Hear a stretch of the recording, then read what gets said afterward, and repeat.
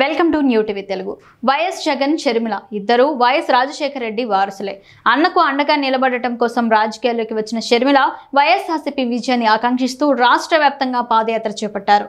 అయితే అన్నతో దూరం పెరగడంతో ఆమె కాంగ్రెస్ గూటికి చేరారు. వైఎస్ తనయగా రాష్ట్రంలో కాంగ్రెస్ పార్టీకి పునర్వైభవం తెచ్చే బాధ్యతను భుజానికి ఎత్తుకున్నారు. ఎన్నికల్లో ఘోర పరాజయం పాలైన వైఎస్ఆర్సీపీ నుంచి వైఎస్ అభిమానులను, గతంలో కాంగ్రెస్ పార్టీ ఓటు బ్యాంకుగా ఉన్న వర్గాలను తిరిగి హస్తం వైపు తిప్పుకోవడానికి ఆమె ప్రయత్నాలు మొదలు పెడుతున్నారు.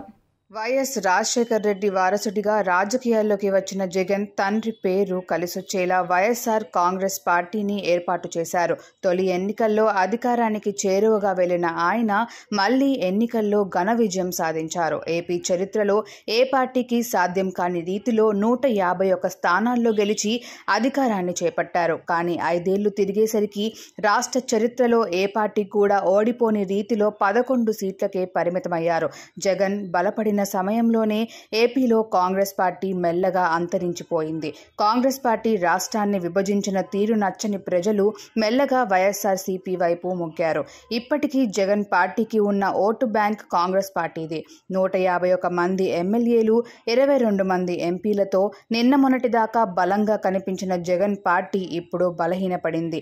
ఇదే అదనుగా కాంగ్రెస్ పార్టీ ఏపీలో బలపడే ప్రయత్నం చేస్తోంది. ఒకప్పుడు జగనన్న వదిలిన బాణాన్ని అంటూ ఏపీలో వైఎస్ఆర్సీపీ తరఫున ప్రచారం నిర్వహించిన షర్మిల ఇప్పుడు పీసీసీ చీఫ్ హోదాలో హస్తం పార్టీని బలోపేతం చేయడానికి వ్యూహాలు రచిస్తున్నారు. ఎన్నికల ముంగిట ఏపీ రాజకీయాల్లోకి అడుగుపెట్టిన ఆమె అన్న జగన్మోహన్ రెడ్డి ఓటమికి పరోక్షంగా కారణమయ్యారు. ఇప్పుడు వైఎస్ఆర్సీపీ ఓటు బ్యాంకును, వైఎస్ అభిమానులను తిరిగి కాంగ్రెస్ వైపు మళ్లించేందుకు ఆమె ప్రయత్నాలు మొదలుపెట్టారు. ఈ క్రమంలో తొలి అడుగుగా తన తండ్రి వైఎస్ రాజశేఖర్ రెడ్డి జయంతి వేడుకలను షర్మిల ఉపయోగించబోతున్నారు. జూలై 8న విజయవాడలో వైఎస్ రాజశేఖర్ రెడ్డి 75వ జయంతి వేడుకలను నిర్వహించనున్నారు.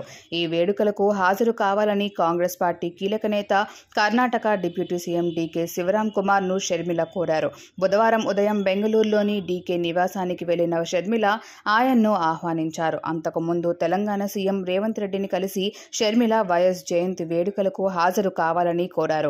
రేవంత్ రెడ్డితో పాటు తెలంగాణ ఉప ముఖ్యమంత్రి మల్లు భట్టి విక్రమార్క, మంత్రి పొన్నం ప్రభాకర్ తదితరులను ఆమె ఈ వేడుకలకు ఆహ్వానించారు. ఇప్పటిదాకా వైఎస్ వారసత్వాన్ని, ఆయన ద్వారా వచ్చిన ఓటు బ్యాంకును ఎంజాయ్ చేసిన జగన్కు రానున్న రోజుల్లో షర్మిల రూపంలో గట్టి పోటీ ఎదురుకానుంది. వైఎస్ జయంతి వేడుకలనే కాదు, ఇక మీదట షర్మిల వేయబోయే ప్రతి అడుగు ఏపీలో కాంగ్రెస్ పార్టీ బలోపేతం దిశగానే ఉంటుంది. అది పరోక్షంగా జగన్ను, ఆయన పార్టీని బలహీనపరిచేదిగానే ఉంటుందనడంలో ఎలాంటి సందేహం లేదు.